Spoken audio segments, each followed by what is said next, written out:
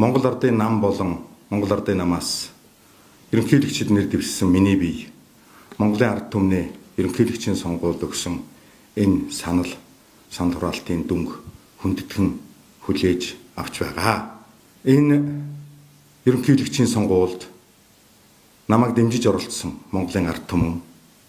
миний сонгуулийн шатны штабд ажилласан манай намын гишүүд, дэмжигчид та бүхэндээ би хувьяасаа чин сэтгэлийн талархал илэрхийлж та бүхэнд сайн сайхныг хүсч ажлын амжилт хүсэн өрөөж байна. Монгол Ардын нам хэдийгээр энэ сонгуульд амжилт гаргаж чадаагүй ч гэсэн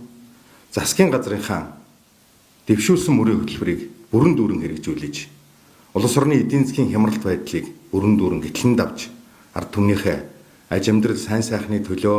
амлсан, хийж эхлүүлсэн бүхий л ажлуудаа бүрэн дүүрэн ажил болгохын төлөө болцоогоо дайчилж ажиллана гэдгийг би энэ дэшрамд зориуд тэмдэглэн хэлж байна. Монгол улсын их хурлын даргын хувьд би сонгуулийн ерөнхий хороо эцсийн дүн гарч сонгуулийн тайланг их хуралд өргөн барингууд ээлжид бус чуулганыг зарлаж Монгол улсын ерөнхийлөгчийн тангараг өргөх ёслолын арга хэмжээг зохион байгуулах ажлын хэсгийг байгуулъя гэсэн ийм бодолтой байгаа. Энэ арга хэмжээг үндэсний их баяр наадмын наан шуурхай зохион байгуулах нь зүйтэй юм а гэж би бас бодож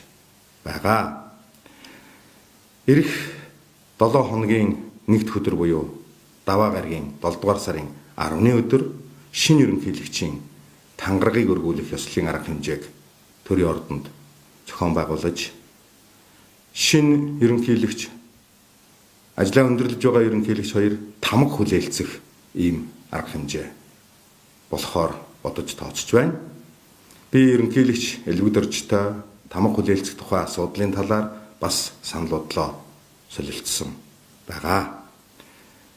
Сонгуулийн үйл ажиллагаа энэ тангараг өргөх, тамга хүлээлцэх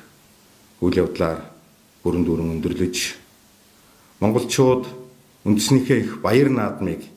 тэмдэглэх энэ ажилдаа орж сайхан баярлаж, сайхан наадаж, энэ жилийн үндэсний их баяр наадам бүгчүүд нь их хүчтэй, хурдан хүлгүүд нь